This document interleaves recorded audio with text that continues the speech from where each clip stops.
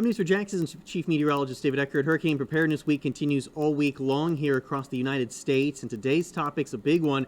It's about the forecast cone, and oftentimes when we think of tropical storms and hurricanes, our eyes immediately look towards that forecast cone. And the forecast cone is very important. It shows the center of circulation and its possible movement and track over the course of 3 to 5 days. However, what it does not depict is a lot of information that is important to a lot of people. Let's first start off with what a forecast cone looks like. I think you've seen this quite often.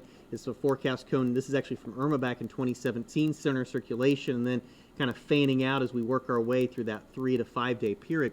But one thing it does not depict is the size of the hurricane. Irma was a massive hurricane, and according to the forecast cone, it looks like all the weather is going to be out towards the west, but as we well know, much of Georgia and almost the entire Florida Peninsula was severely impacted by Irma. So sometimes you can't really get caught up in that forecast cone, especially when you have a very large hurricane like an Irma. The other thing it does not depict is heavy rainfall and the threat for tornadoes. In fact, a lot of that's based on the direction of the storm.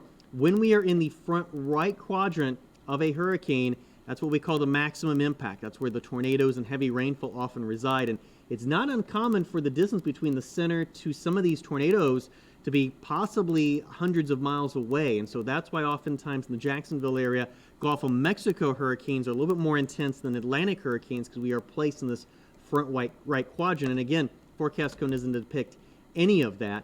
Another big thing is it does not depict any threats for storm surge and tidal flooding. And of course, the storm surge threat here is not just along our coastline, but also up and down the St. Johns River, as the St. Johns River's tidal all the way towards Palatka, and also some of the tributaries into parts of Duval, into sections of Clay and St. Johns County as well. All of this is subject to flooding, and as we know from previous systems, some of this tidal flooding and storm surge can get going a day before the actual worst of the hurricane arrives, and oftentimes last multiple tidal cycles. We could be talking about days of flooding. Again, the forecast cone does not depict any of that.